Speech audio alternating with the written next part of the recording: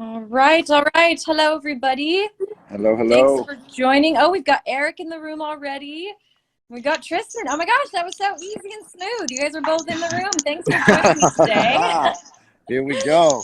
Yeah, this is going to be great. We're off to a good start because I have to say sometimes there's just little technical glitches and we can't get speakers in, and I have to just shoot the breeze for like 10 minutes, with no interruptions. So I'm relieved that you guys are both here. But welcome everybody who's joining. I am so excited today because I'm going to be talking with experts, Eric and Tristin, on nutrition. And this is a topic that I am super intrigued by. It's something that I have, in my own novice way, tried to learn about and studied through my adult life. And so I'm really excited to learn from you guys because you work with amazing athletes and you help peak performers. So anyways, that's my brief intro, but how are you guys doing today? Very well, thank you. Good. Yep, I'm doing good. Thank you for asking. Likewise. Amazing. So tell me a little bit about yourselves and just like what got you into this. I'd love to hear just kind of a little synopsis of both your stories. Well, if I can be very honest, I grew up in not the best of conditions, raised by a single mother, kind of a hard life a little bit, but grew up with a sister who suffered from a massive eating disorder. And me, myself, dealing with a lot of things in my teenage years. I was doing some things that I shouldn't have done. And so as I got a little bit older, closer to my 20s, I kind of wanted to understand, what my sister was going through. Why was she going through it? Why was I making the choices I was making? Was it linked to my sleep? Was it linked to the things I ate? And from there, it just kind of spawned my journey through trying to realize and figure out what I was going through, what my sister went through, and how to improve on that and how to maybe help people in the future not have to deal with the things that I had to deal with. Then I got into jiu-jitsu, MMA, a little boxing and stuff, and I started working with fighters, athletes, and it just kind of took off from there, Wow, that is really, really powerful. And I appreciate you sharing that because that was actually something I was going to bring up. Of one of the reasons I'm so intrigued by nutrition is because I myself went through a pretty severe eating disorder in my early 20s. And, I remember when I first started my recovery, the nutritionist was the worst person to talk to. I hated going to the nutritionists because they would tell me what I had to eat and all the fats I needed to put in my diet. And I just hated all those words. But it became something that eventually gave me a lot of power over my eating disorder. And, helped me to educate my mind into what I needed versus what I thought I needed. Anyway, so I love that. And that's why I'm so excited to talk to you guys more. But yes, first, Tristin, I want to hear your story as well. I basically got into nutrition through a clinical kind of setting with people with Prader-Willi syndrome, which is actually an eating disorder in itself as well. It's a genetic eating disorder. So I started working with these guys in Australia several years ago. And I already kind of had a massive interest in nutrition through my own kind of sport, which is Irish football.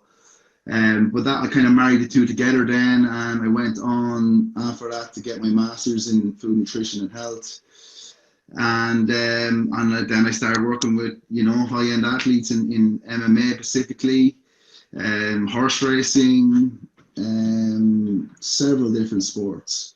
And it really spawned from there. Yeah, it really just kind of took off. And I met Eric then through, this crazy world of MMA. And, the two of us started working then. I was with Connor, and, Eric came in because he's an absolute fantastic chef. And as well as a nutritionist. So, it just kind of took off from there. And here I am today. Amazing. And he's a genius. Tristin, I call Tristin the nutrition genius. I mean, this guy, he's got so much knowledge and he's so easy to talk to that I feel we work really well together, because if I don't have an answer for something, I'm like, Tristin. Come here, buddy. And if I can't cook something, which is 90% of the time, I'll go, Eric, how do you do this? Oh, that's amazing. I love, Tristin, that you mentioned you work with like horse racing. I have to tell you, very few movies make me as emotional as a good horse race movie, like Right? Seabiscuit or Secretariat. I tell you, I get so emotional in the end of all those movies when the horse is like running, and I don't know why, but Yeah, they got the music playing and stuff, the you know. music, the slow motion, everything goes quiet. It's like, oh my gosh, I am Yeah. such a sucker for a good horse race movie story. Where I'm from in Ireland is a place called Kildare.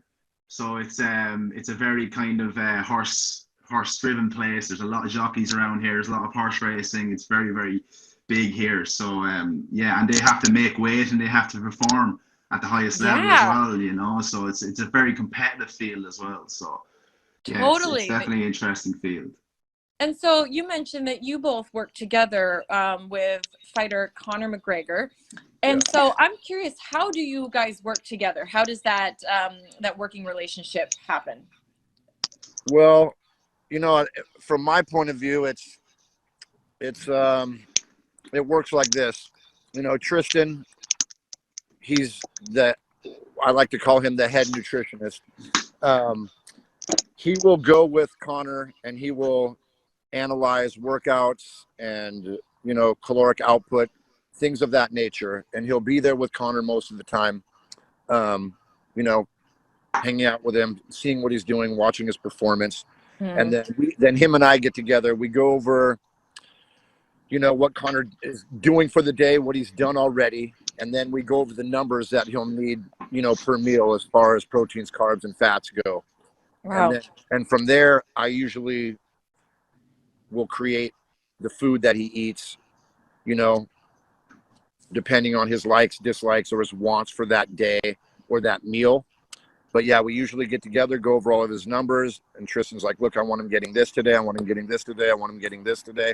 And then I go ahead and create the meals on the spot and make his food for him, and then make sure that he's hitting, you know, 180 grams of protein or, you know, 100 grams of carbohydrates or whatever. We make sure that the numbers are exactly what he needs to be able to perform at his best. Yeah, I'm sure it has to be. I'm sure it has to be so specific, because not only are you just like, hey, we want him to be strong as he can be, or we want to be healthy as he can be.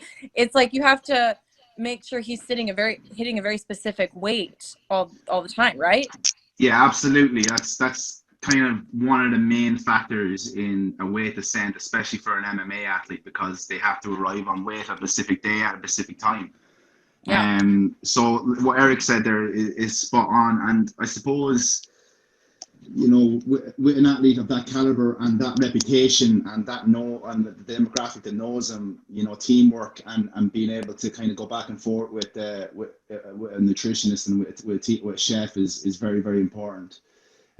So like Eric said, like, it's a very, very, I suppose, where we kind of come in and the main thing we look for is an individualized approach. You know, like we have all the we've all the scientific stuff, like, you know, we do, you know, caloric output calculations, you know, loads of things, sweat rate. There's a lot that has to go into an MMA athlete reaching weight, but then obviously rehydrating and you know, going into the ring and being able to perform as well. So there's a lot of like, you know, a lot of balance that has to be made, you know, and, you know, it's lucky that we have such a small team, but a very good team to achieve that. Wow, that's incredible. And you guys were telling me right before this started that you've been on the road with him for like months. Do you always go on the road with him? Yeah, pretty much. You know, because when you're on the road, that's almost the hardest times to keep things in line and keep your weight in check and make sure you're getting the right nutrients and, like, you know, all your macros, your micronutrients, condensed nutrients. So usually what he will do is, like, say if we go, you know, we were in Rome, we stayed at the St. Regis, and me and Tristin will go down to the kitchen. We talk to the hotel manager. I know it's a little off topic, but talk to the hotel manager. We get access to the kitchen. That way, nice. whenever he needs a meal, or whenever he needs something, or whatever client we're with, if it's with Demi Lovato or whoever we're with, we go to the kitchen, we work it out with them. So we're able to get in the kitchen, make them what they need. We bring the food scale, you know, we get down there, weigh everything out, bang, bang, bang, make sure he has what he needs wherever he goes. Because when you're on the road, as you might know, Lindsey, it's hard to, you know, it's a little bit, excuse me, a little bit harder to stay on top of your food intake because you might be doing a show, it runs late, you want to eat something quick, and you might not have time to sit down and actually have a solid meal or something like that. That's where diets kind of tend to, or eating plans tend to get off track. So by having someone there, or having, you know, people there like Tristin and I, we pretty much just help the athlete or the artist or the performer just really stay on track and make sure they're able to perform as they want to, do whatever they want, and they know that they'll have the food, and the food will be filled with exactly what they need. Oh my gosh, that is literally the dream. I just think about how much I travel as a touring artist and how often I'm like in some hotel room just being like, I'm so hungry. And you're looking around and you're like, oh my gosh, there's a Chipotle 20 miles away. Maybe that's the best option I've got, you know? 20 miles away. That's right. I think Eric's being very modest in saying that as well. It's definitely a thing that's easier said than done. Like, you know, going to these hotels, planning ahead is a big part of what we have to do to ensure that, like, you know, the food is correct. And because not only, you know, does the meal have to be cooked, like we hold ourselves to such high standards, and obviously Connor holds himself to such high standards, and that's important to do. That, like, the food, like the quality of the food has to be good, you know. So we go to these different countries and we have to get the right organic, you know, foods and so on and so forth. So it can be quite challenging. Very challenging. So I want to go to kind of the basics, because I'm guessing that most of the people listening are, you know, a little more like myself, and we don't have the luxury of experts coming with us and cooking our meals. And so I find that whenever I have been in those situations where I'm trying to readjust my diet in any way, it's so overwhelming. And when you're like, okay, I want to be healthy, or I want to go all organic, or I want to, you know, like whatever phase of my life it's been in, it's very overwhelming to think you want to change your diet because we're all very set in our ways. So do you have some baby steps, or like maybe the most important things, like, oh, if you're only going to focus on a few things, these are the things you should focus on to kind of add some health and sustenance to your diet? You know, sorry, go ahead. Yeah. So from my end, you know, one thing I suggest, or that I try to suggest to people, is just don't start out by doing what I call like the New Year's Eve syndrome. Okay. So you want to maybe change some things in your diet, and all of a sudden you're getting rid of all your go-to foods, all your trigger foods, you're wiping everything out. And then you're like, okay, today's the day that I start. You know, I'm a believer in taking things slow.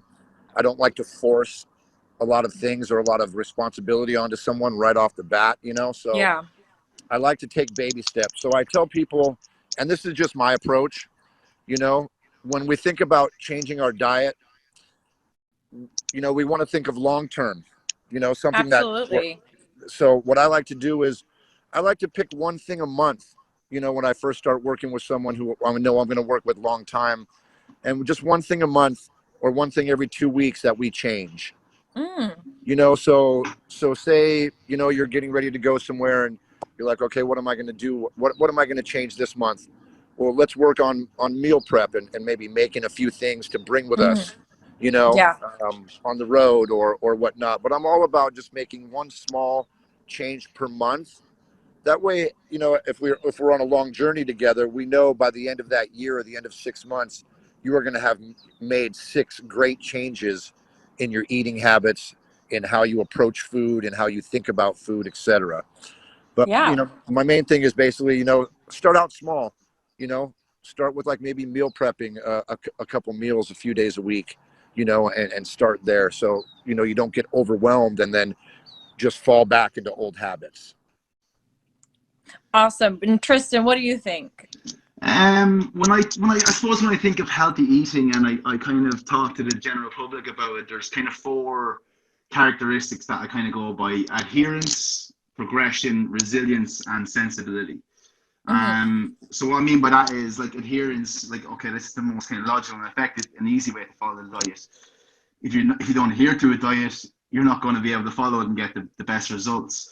So by executing and adhering to your diet that you choose to go with, you know, you'll get results. And following on from that, you know, progression. So when you start out by changing your diet, it's easy to get overwhelmed, especially early on, reading food labels, counting grams of protein, shopping for healthier foods. You know, if you start out with just focusing on some simple practices like Eric has alluded to there, it's going to be much easier and less stressful for you. Not like you don't want it as a daunting process, because you know then you get overwhelmed and then you just won't adhere to it. Resilience is another one. Like, you know, it's very easy to slip up, but it's very important to note that the health is both like deteriorate and improve by dieting very slowly. You know, usually over years or decades. You see so many people go on crash diets, and you know they always fail because like they go hell for leather, and then you know it's this extreme dieting. You don't know what's going to become of it in terms of like your energy availability and things like that. But when you build it up slowly and you build the resilience to it and you educate yourself on it, you know, that's I feel is a very important aspect of sensible and healthy eating. And then the last one is sensibility. And what I mean by that is like, you know, being sensible with your diet, knowing that you can have a piece of cake here and there, knowing that you can have the food you enjoy once you like keep 80 or 90% of the rest of the diet in check. And you know, I think consistency is another one, being consistent with it as well to you really get the results then. But yeah, they're the kind of main aspects that I look to and kind of advise people on for sure. Yeah, no, that's amazing. I really liked some of the things I keep hearing you both say a little bit of is how important it is to prepare, like prep, think ahead. And, you know, whether that means like when I'm on tour, I know I have to think ahead, like bringing, you know, having nice healthy snacks to bring into my hotel room. I have to have that foresight, otherwise I will end up eating stuff from, you know, the little front desk that you know, it's like I know myself. I have, even as simple as that is, making sure I have a few healthy snacks that I'm okay with to bring to my room. And like you said, meal prep before you go on a trip or before the week gets crazy, like thinking ahead so you don't end up in that situation where you have no choice but to go to your comfort food, you know? Correct. Absolutely. And I like that you also, like, I feel like the word diet has I feel like a very negative connotation to mean to so many people weight loss. Like, oh, I'm going to try to change the shape of my body. Like that's what I think diet means to a lot of people. But diet is just, it can, like you said, Tristin, just be very healthy living. Like this is just a way to make your, like, not only your body or your shape, but your soul and your mind active. Like diet plays into everything. Yeah, absolutely. And it, like, you know, it expands further than like just what you eat, because it's how you feel, right? And it's absolutely, and not only that, it's like how you socialize. You know, like eating food with people is massive, and it's like, you know, very good for your mental health. So it's involved in so many aspects of your life. It's important to know. I feel that educating yourself on food is very important. You know, like dieting, I think people think that, you know, it's this extreme thing to do, but it should be an all year round process, and it's how you live your life rather than, you know, this crash dieting thing or bloody Herbalife supplements or something like that, you know. Just, but yeah, it's a way of living, I suppose. Yes, and I really liked, you know, you both have touched on that it's this crash diet thing of like just diving in, and the New Year's Eve resolution that Eric was talking about, where, you know, making it sustainable and small, simple baby steps. I really liked that point of just, like you said, a very manageable one thing a month is such a good way to look at it. And also what you said, Tristin, I remember when I was anorexic, one of the hardest things about that disease is that, yes, food is so social. And so in order to keep up being, like, having a very unhealthy relationship with food like I had, to keep that relationship alive, I had to sacrifice every other relationship in my life. Oh man, horribly. Probably you probably lost, you know, from my experiences with things like that, is you lose, you know, for one, you lose who you are. Absolutely. And then you lose, like, you know, you lose groups of friends, you lose siblings, you lose contact with other people. You don't want to, you know, you might get invited to go eat somewhere or do something, and you're not going to do that because you know your connection with food isn't what the connection that these other people have with food, you know? Absolutely. So, you just know you have to hide everything. And so you think, exactly. you know, rather than go and try, like, risk them noticing that I'm not eating and then I might get like pressured into eating something, you would rather sit alone. And, you know, it's it is interesting how having a healthy relationship with food, once I got that relationship settled in my life, like you're right, I started to have a better relationship with myself. And then I was able to once again build like the friendships that I had lost and like pretty much everything I'd sacrificed in order to have this disease. And so you're so right that the more you learn about food, the more you learn about your own relationship with food, it can change your life in multiple ways. I think something that you don't understand, you always fear. Like, so like when you're with food, if you don't understand it and understand like why, like something like anorexia, that can be very, very daunting. Like you brought up the social relationships, and then, you know, the whole thing of social media, because like you're massive in the social media world. So there was all that, I suppose, pressure, you know, that you feel, and you can't go out, you can't eat with someone. Enjoying a meal with someone is one of the best things you can do. So the pressure of that, it's one of the best things you can do. So the pressure of that, I'm wondering, Lindsey, and I hope you don't mind me asking, what were your steps? Because again, eating disorders are very, very individualized. What were your steps to overcome that, and how did you overcome that? Did you go to a group meeting, or did you talk to someone first? I actually did go, well, I went to my own therapist, but I found group therapy to be by far the most helpful. Just having a community of other, you know, girls that all felt the same way I did. And I suddenly felt like understood. And also I think the biggest thing for me was when I realized, like, I was so blind to it all, but when I realized that what was happening to me was affecting my relationships, and I especially saw how it had affected my relationship with my sister, who's my best friend, and seeing all of a sudden being woken up to the fact that we weren't friends anymore and that I didn't know her anymore. It was like terrifying. And all of a sudden I was like, I need to change. I'm ready to change. I don't want to I can't give up everything like this anymore. So that was kind of the catalyst to like everything else. I lost, it was hard for me to, excuse me, to communicate with my sister, you know, and have a relationship with her while, you know, she was going through that and dealing with that. I was young at that time as well, but I still noticed a huge disconnect.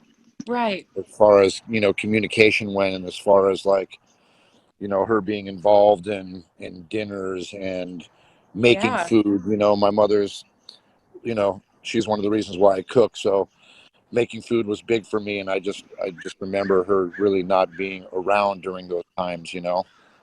Because of the disconnect with food, and, you know, in that situation. Absolutely. And, you know, it's hard for the person, like in your case, on the other side of it, because like you said, you were really young. I'm sure you didn't understand what was happening. And even though my sister and I were in our 20s, she didn't understand what was happening or why I had like disappeared from her life or was like just distancing myself. Like, and that was really hard for her. And a lot of times in these situations, you think it's isolated to you, like it's my life, I can do what I want, you know, but it trickles into everything and everyone. And like, we're never an island to that. But I have a couple questions. I mean, because I just want to do some bullet point, like, what do you think of these? Because just for my own selfish sake. So what do you guys think? I'm going to throw some at you. There's all these myths about like big meals versus like grazing and doing little snacks all day. Do you have thoughts on that? Well, you know, when it comes to these kind of things, I believe there's a lot of studies on both sides, you know, but then it comes down to, you know, what me and Tristin are big on, and that's individuality. You know, everyone's not the same, and what I make for Lindsey might not work for Tristin, and what I do for Tristin might not work for Lindsey. So we like to, you know, me, myself, you can ask Tristin, I'm what you call a grazer. You know, I eat, I know this sounds weird. I eat like 7 small meals a day, you know. It works for me. I'm 50 years old. I feel like I look like I'm 35, body wise. And it works for me. I'm not a big eater, and I never have been ever since I was a child. So, I'm not one to like, I don't think it's a myth, because the small meal thing works for me. And the grazing, it works for me, and I'm able to get my calories in, per day, have the energy levels that I need to have. And then once again, if I'm going to be doing like jujitsu or something, tomorrow, I might eat a little bit more carb before bed, or like, when a little bit later, just to get, carb load a little bit. But yeah, for me, it's more individuality, I think, as long as you're kind of hitting your caloric, output, and you're at a caloric deficit. If you're trying to lose weight, then I think you're good, Tristin, what do you think? Yeah, I would definitely agree with that. Like, there's a lot of people that go well on 2 meals a day, and there's a lot of people that go well on 5 to 6 meals a day. I think where this kind of thing spawned from, the whole big meals versus small meals thing, was like about around metabolic rate. Like it increases your metabolic rate, and that's really that's a myth. Like, it's true that digesting meal raises your metabolism, but like that's just because of what's called the thermic effect of food. So what I would suggest is, from my point of view, is consistent meals throughout the day, and making sure that there's good protein on each of them meals, because what you want is, like, the protein from the amino acids from your protein consistently going into the blood. That's where I feel, especially if you're an athlete, I would say that's key, to be honest. Because athletes, if they're eating, if they're not eating around their training sessions, if they're not eating in between training sessions, and you're eating 1 or 2 meals, I would say muscle degeneration and MPS, muscle protein synthesis, would decrease a lot, and you don't want that, because at the end of the day, muscle produces force produces all them great energy real things, whether you're playing the violin or you're dancing on stage or whatever you're doing, that's important. So you want to preserve that. Yes. Okay, my next question, thank you so much. My next question is, I feel like it's kind of trickled into my life since, but as a result of having an eating disorder, I try so hard not to, but I kind of put food into good and bad categories.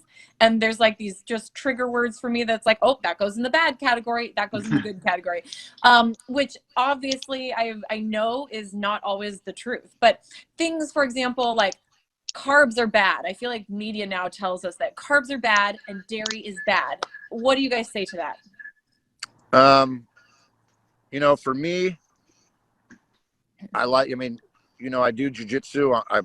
Like you, let's just take you, for instance. I've watched a little bit of your video, and man, you are moving around that stage and doing your thing. I'm telling you. So in my opinion, you need carbohydrates. You have to have you got to have that glycogen for your muscles to be able to perform, I feel. So, in my opinion, carbs are not a bad thing. Too much carbs, could they be bad? Possibly, depending on what you're doing. I also like to get, both carbs. You're going to get that, white potato, white rice carb, and then you're going to get some carb from your green veggies, asparagus and things like that.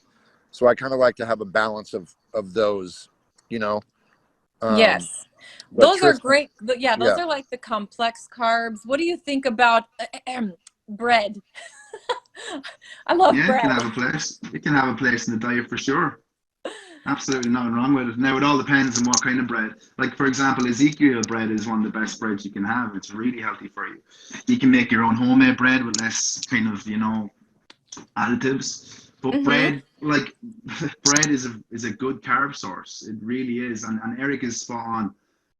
Like dancing and moving around stage like you do, because I've seen some of your videos as well. Like, you're definitely going to be a person or should be a person who's adapted to carbohydrates and using sugar as an energy source. Like fat is what's called, it's a systemic energy source. And what that means is it has to travel around the body for that ATP to hit. So it takes some time. Like if you have carbohydrates in your muscle, in your glycogen stores, you're going to be able to, react better, think faster. So many things that are involved in that. That where carbohydrates are essential, especially in our game as well. Eric and I, we're in MMA, like carbohydrates are always king, and if you're on about like, I think carbs are demonized because they're seen to like add weight gain, but it's about calories for weight gain. Yeah, why is it? Okay, thank you for answering that. I'm like, why? Because we all know you need carbs for your energy, but yeah, why are they so demonized? But I guess it is just because the media has decided that's what they're going to blame weight on. Yeah. And also, like, you do have a lot of people eating a lot of breads, a lot of rice, things like that, and they're not doing anything. They get this great glycogen storage. They got a bunch of glycogen in their muscles. They're ready to go and do something active. But then a lot of people, they're not active. So eating a lot of carbohydrates, it raises, your blood sugar, raises your blood glucose. Glucose is sugar, that's just basic science. So if you're eating a lot of things like that and you're not doing anything, if your caloric burn is lower than your caloric intake, then that's where we're going to have an issue with weight gain. But for someone like you, Lindsey, if we gave you a cup of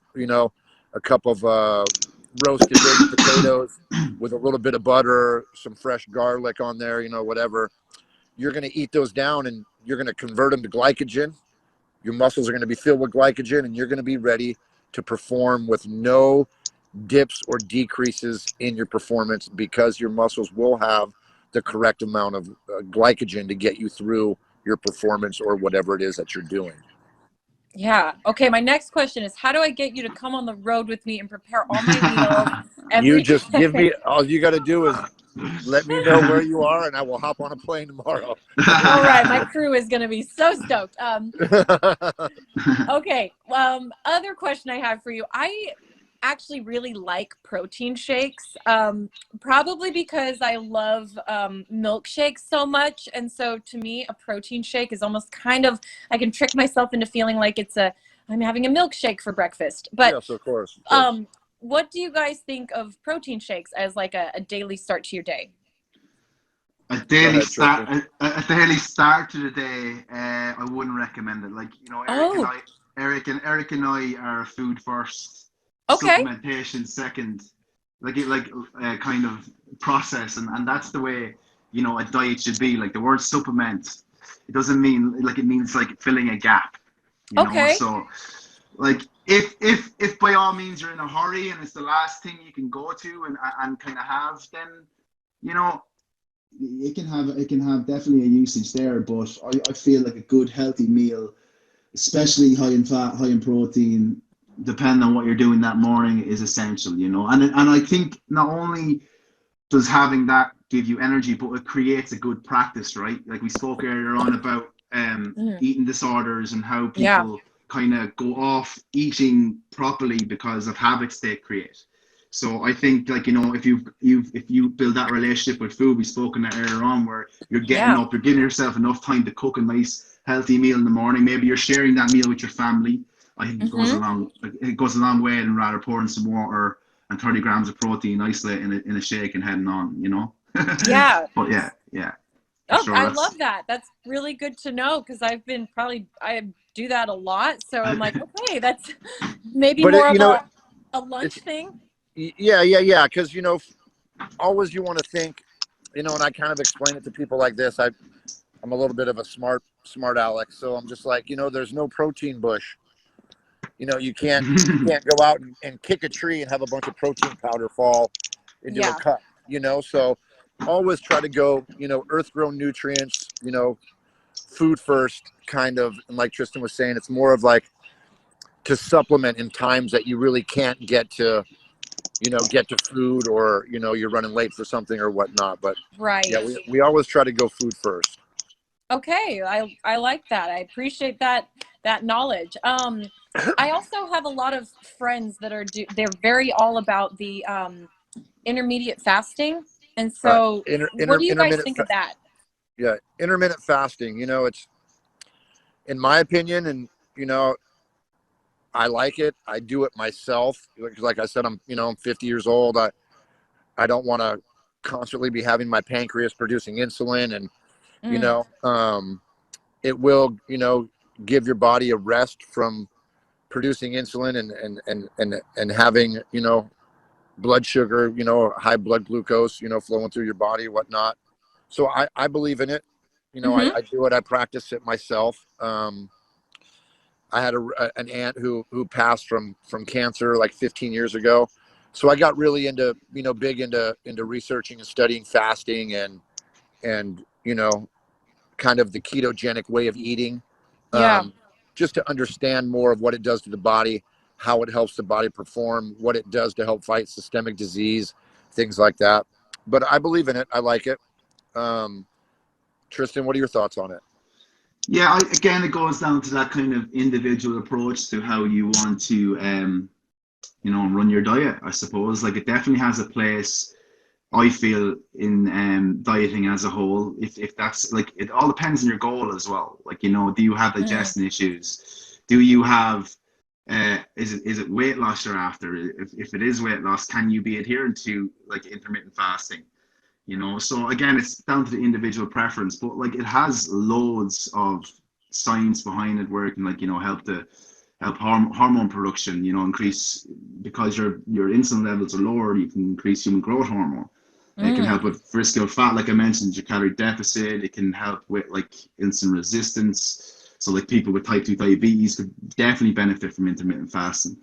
It can reduce oxidative stress, inflammation in the body. So there is definitely a whole host of. Is it? I don't believe so. I feel there's a place, but again, it goes down to your individual preference. We sometimes, Eric and I will put in, if we're doing some clients, we'll put in a 24-hour fast or a 48-hour fast to kind of get the benefits of that over a week.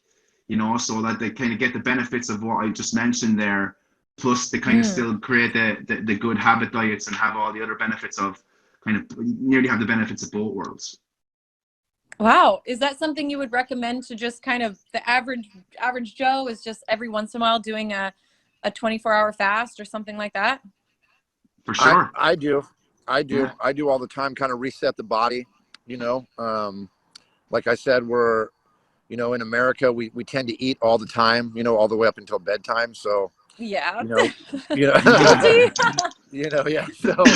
So giving your body that rest from digesting, animal proteins and things like that, just, allowing your insulin levels just to drop really low, allowing maybe even, for your body to get into ketosis and, things like that, is a lot of health benefits to that, That's interesting, because I remember, growing up, I'm Mormon, and part of the Mormon faith is once a month we would fast, and it was like we would do less as kids, but it was like a 24-hour fast from food. And oh my gosh, I thought it was the cruelest thing ever when it was fast Sunday. I was like, no, but you're like, not this. Not anything else but this. Like, what else can I do? But it's funny starting to hear now. I'm like, oh, maybe there was actually some good science behind this practice that was actually really helpful. No, there is, for sure. I guarantee it. Yeah.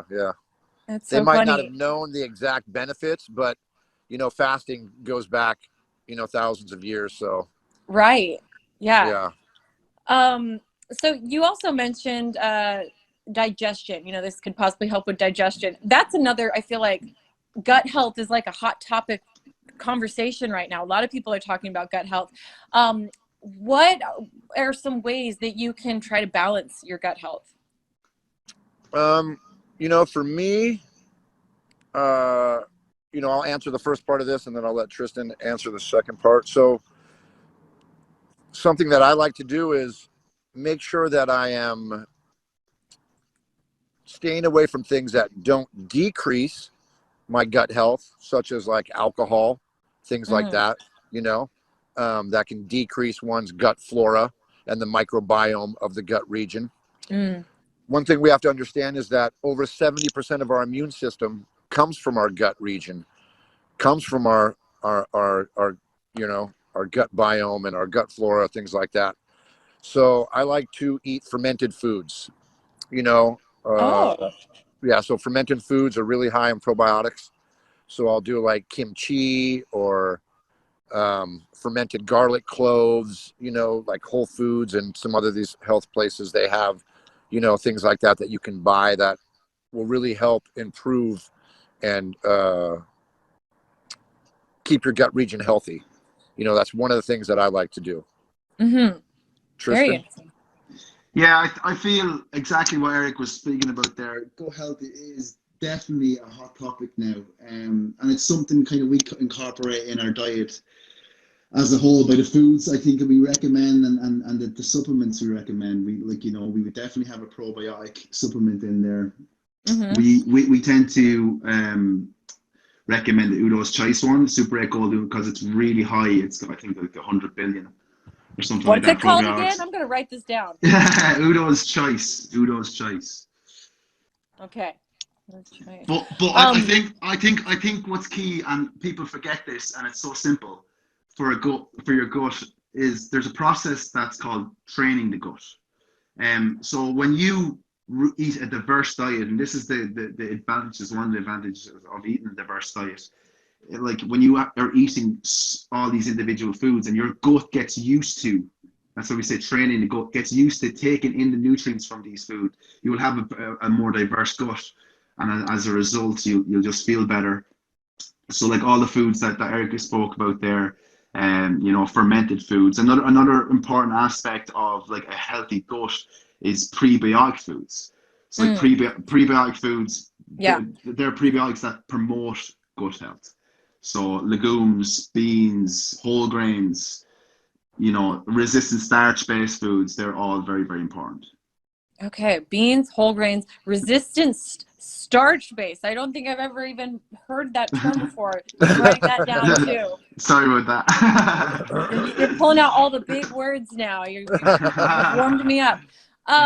Okay, very cool. And when you say train the gut, do you mean like when you first start eating these kinds of foods, it's not going to be used to it, and you have to like give it time to, like, does that mean you might get sick at first, or you just might not feel great right away?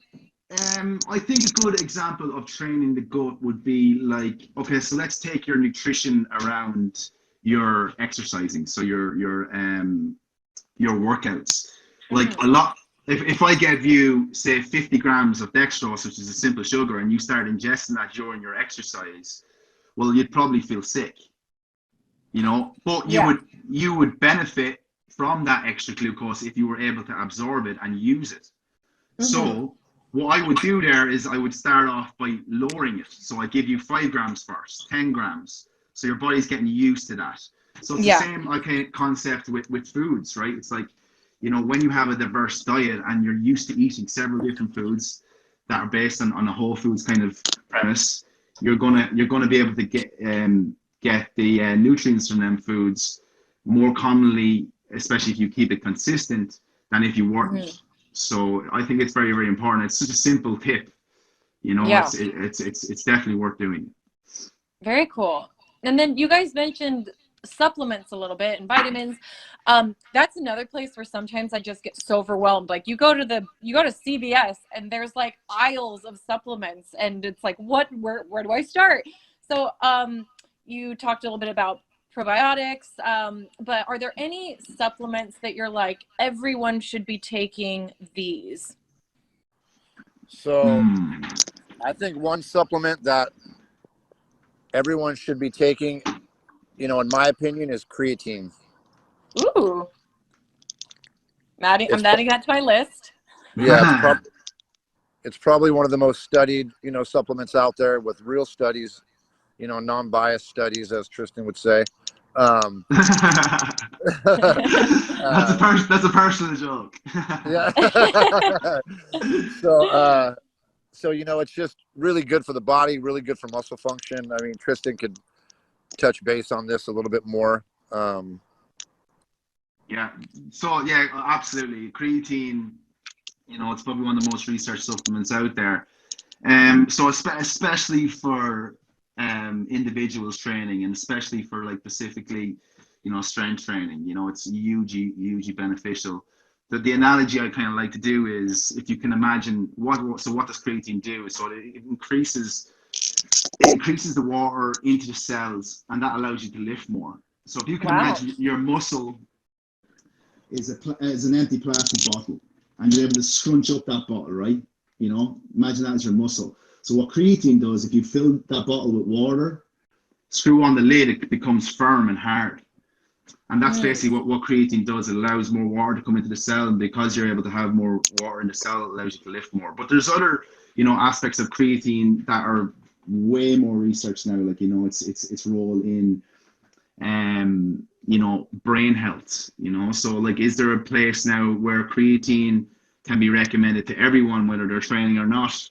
That's the question, and it seems that the answer is yes, that there is a place for it, even in general, you know. But again, before you go taking any supplements, talk to a health practitioner, make sure, like, you know, that there's you know, you've nothing else going on. Like, again, I'll go back to what I said about the word supplement. It's not a thing. People look to diets and they go, okay, I'm going to have this supplement, where they don't look the food first. You know, a supplement can only it should only fill the gap. So like, if you were asking me, is there supplements I should we recommend? Yeah, well, like, probably, you know, caffeine has a place, creatine maybe has a place. Then I don't know, if do you live in Ireland, you know, there maybe vitamin D would definitely have a place, because we don't have sunshine here a lot of the time. You know, so again, it goes down to that thing that we're always hitting on, that individualized approach. So yeah, I do feel as well, for women, you know, iron would have a place, especially around your period. You know, that should definitely be considered. As well as magnesium and probably zinc. You know, so yeah, definitely supplementation has a place, but it goes down to the individual. Yes. You know, because health is so individualized, like anything, you know, the way you, I guess, make your diet can depend on so many things, of like your blood type, or your, like, what you do for work, or, you know, do you have any advice for people as they're trying to think right now, like, oh, how should I try to structure and change my diet a little bit? Like, what should they be focused on? Like, is it more lifestyle? Like, is it on the type of blood you have, or where you live? Like, you know, I don't think anything about the blood, you know. Where you live, it's just going to be more like vitamin D, how much sun comes out, you know. But you want to, you know, in my opinion, you want to kind of analyze your lifestyle, and then try to come up with what's actually going to work for you, you know, because once again, we can act like, I can say, hey, you know, you should follow this plan.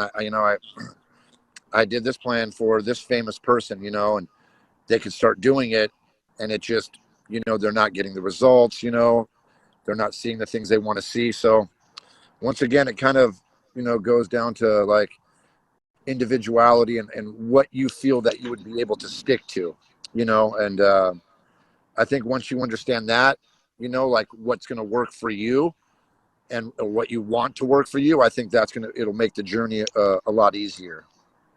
Yeah, no, I totally agree with that. I remember, you know, after going through anorexia, getting better, having relapses, you know, all the things, and then coming to a really consistent, good place for years now. It's interesting that I've learned, for me, it's very much has to be kind of a moderation in all things lifestyle. Like, I cannot, you know, if I go too extreme, I will go way too extreme. And, you know, the other way, same thing. I have to kind of have this moderation in all things, and just kind of, I read a book called Intuitive Eating, and just, I have to really listen to what my body actually needs, and try to like be in harmony with it. And, you know, because it, like you said, it is so individualistic, and all these fad diets are always coming out and saying what you need to do, and this is what Margot Robbie did to become Barbie, and this is what so-and-so did, and, you know, and so everybody's all like, oh, well, that must work, but it's like, well, that worked for Margot Robbie for a very extreme role of being Barbie, but that doesn't mean. I think what you're doing there is on the ball. So like, what you're doing is you're coming up with the processes and learning about your own body's requirements for what eating should mean to you. You know, and I think exactly. I think if a lot of people did that, we would be a lot better off, rather than, you know, going on to the Instagrams of this world and finding out, okay, this girl looks like this, let me follow her diet. You know, like, it's Yeah. not about that. If you're using like education books to read about and learn more about nutrition, you'll find out fairly quick what is crap and what is not crap. And, you know, during that journey, you will find out about yourself, and that's a very, very smart way of doing it. Although it's probably a more difficult way and probably more long, and that's probably what turns people off it, because I think with diet and nutrition, people just want this quick fix. And honestly, there's not one. There's not a quick fix. You need to go through the learning process. You need to know what works for you and your body.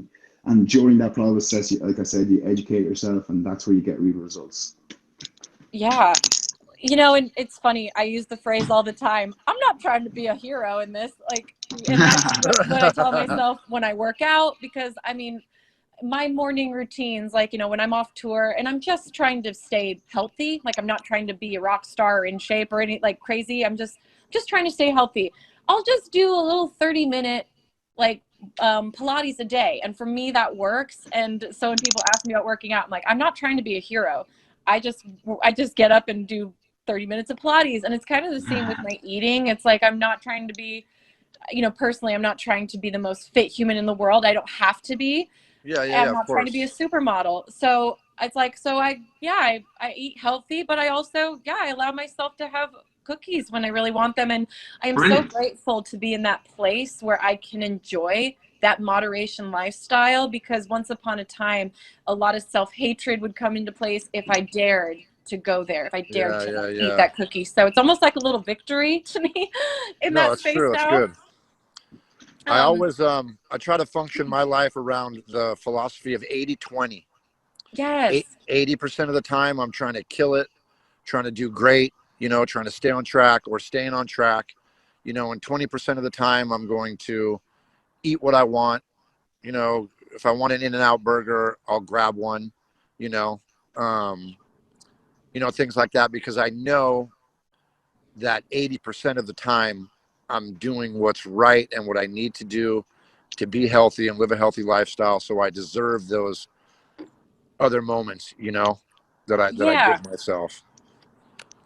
I love that. I think that's so good, because it takes away the idea that like, I'll never have it. I can't ever have it. And of course, what you cannot have, you want more and more. And eventually you'll crack if it's, you know, and so 80-20, I love that. It kind of makes it a very maintainable and manageable, sustainable lifestyle, rather than a quote unquote like diet. Exactly. Yeah, 100%.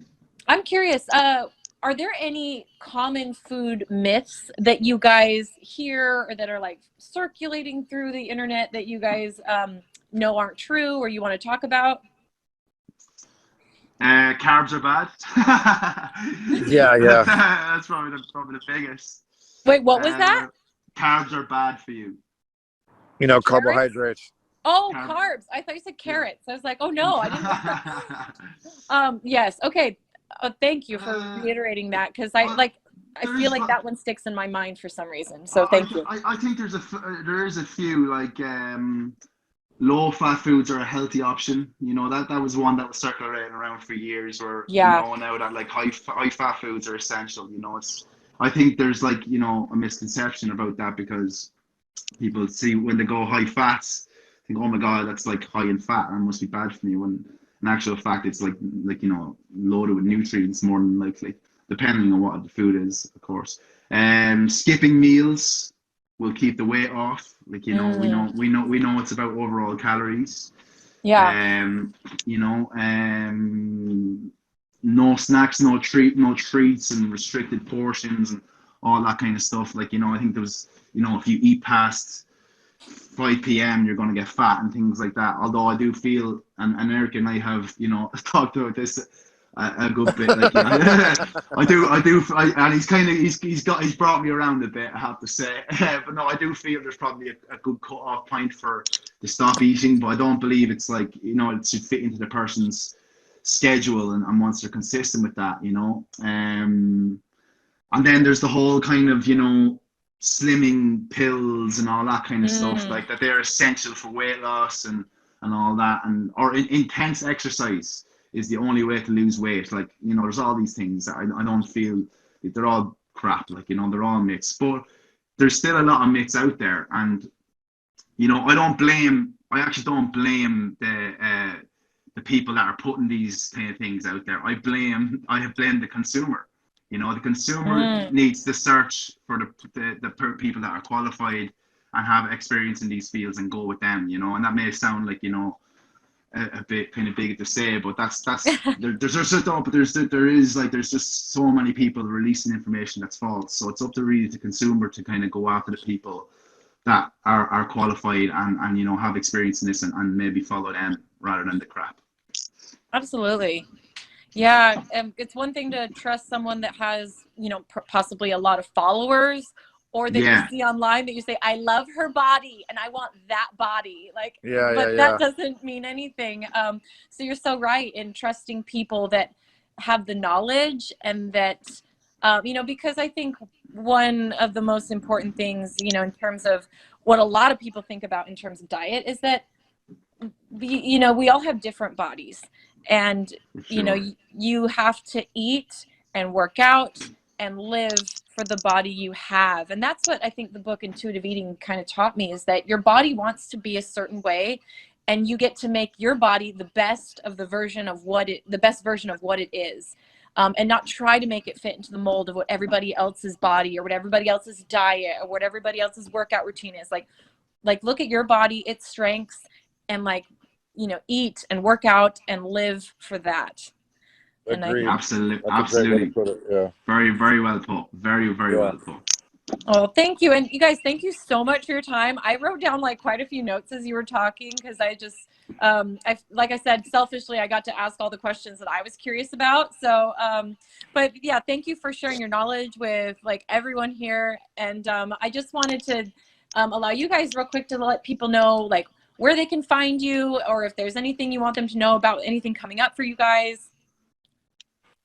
You know, I mean, basically just my Instagram, you know, which is my name, Eric_Triliegi. But, you know, most people out there listening, you know, if you have any questions and you do find Tristin or I, you know, shoot them to us. We're pretty good at helping out, you know, Gen Pop, and, you know, giving people, you know, advice on what they should do and what they should eat, and, you know, how they should get started. So, amazing. You know, feel free to reach out. And Lindsey, you too. We'd love to give you our number if you need anything on the road, or, you know, you need assistance with anything. You know, you can text us anytime. Love to help you out with whatever you have going on. You know, you seem like an amazing person. Oh, thank you so much for that. I'm going to take you up on that. Yeah. And then Tristin, what about you? Yeah, I've got, like Eric said there, my Instagram is probably the best place. At Tristin, TRISTIN _Kennedy, KENNEDY _nutritionist. You know, I'm always available for questions there or anything like that, and get in touch. Be happy to help. Awesome. And I'm sure we can, you know, I'll put a post up and put your Instagrams in there so people can find you. But anyways, thank you guys again. You're amazing to talk to, and everyone. You're awesome as well. And I love I love your show. I didn't realize how amazingly talented you were. Well, we'll have to have you on the show next time I'm in LA. Oh, shoot. Awesome. Next time you're in LA, let me know. I will cook you up a storm, you and the crew. I'll cook you guys up a big old meal for you guys. And yeah, I'd love to see a show. It'd be amazing. Amazing. And Tristin, I'll let you know if we come to Ireland anytime soon. No problem. I'll hook you up. I'll get Eric over here. You cook. All right. Thank you. Okay. Bye, guys. All right. Okay. Bye-bye. Have a beautiful day. You too. Bye-bye.